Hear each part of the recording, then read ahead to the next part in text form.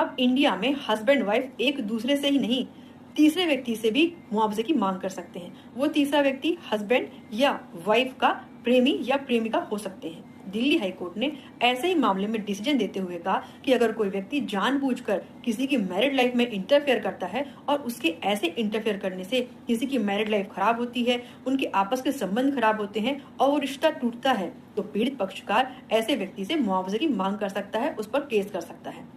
एक पत्नी ने अपने पति की प्रेमिका से 4 करोड़ रुपए मुआवजे की मांग करी। देखिए केस क्या है। एक कपल जिसकी शादी 2012 में होती है, 2018 में उनके ट्विंस बच्चे होते हैं और 2021 में पति का अपनी ही कंपनी में महिला सहकर्मी के साथ नजदीकियां बढ़ती जाती हैं। वो साथ में ट्रिप्स में जाते हैं, इवेंट्स अटेंड करते हैं। इसमें पत्नी का आरोप है कि इसी वजह से उसकी मैरिड लाइफ इफेक्ट हुई है। पति ने 2023 में क्रुएलिटी के बेस पर डाइवोर्स केस फाइल किया। पत्नी ने इसमें जवाब के तौर पे पति की प्रेमिका से 4 करोड़ रुपए मुआवजे की मांग करी।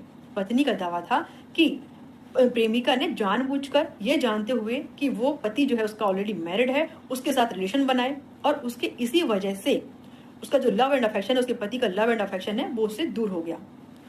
कोर्ट ने इसमें फैसला दिया कि एक पत्नी अपने पति की प्रेमिका से मुआवजे के लिए मांग कर सकती है और क्योंकि ये केस एक सिविल मैटर में जाएगा तो सिविल कोर्ट में इसका ट्रायल चल सकता है और इसके लिए जरूरी है पत्नी को यह साबित करना होगा कि प्रेमिका ने ऐसा गलत व्यवहार जानबूझकर किया है और गलत व्यवहार किया है और उसके इस व्यवहार से उसका पति का जो लव एंड अफेक्शन है वो उससे दूर हो गया है और रियल में पत्नी का जो इमोशन है, इमोशनली और सोशली जो उसको डैमेजेस हुए हैं, उसको पैसे से आंका जा सकता है। तो दिल्ली हाईकोर्ट ने साफ तौर पे कहा है कि एडल्ट्री अब एक क्राइम नहीं है, पर अगर कोई व्यक्ति किसी की मैरिड लाइफ में इंटरफेयर करता है और किसी हस्बैंड और वाइफ की जो लव एंड अफेक्शन है उससे दूर करता है, तो ऐसे व्यक्ति से मुआवजे के लिए केस किया सकता है और उससे मुआवजा मांगा जा सकता है। ऐसे ही लीगल अवेयरनेस के लिए चैनल को सब्सक्राइब कीजिए, लाइक फॉलो शेयर कीजिए। Be aware and safe. Thank you.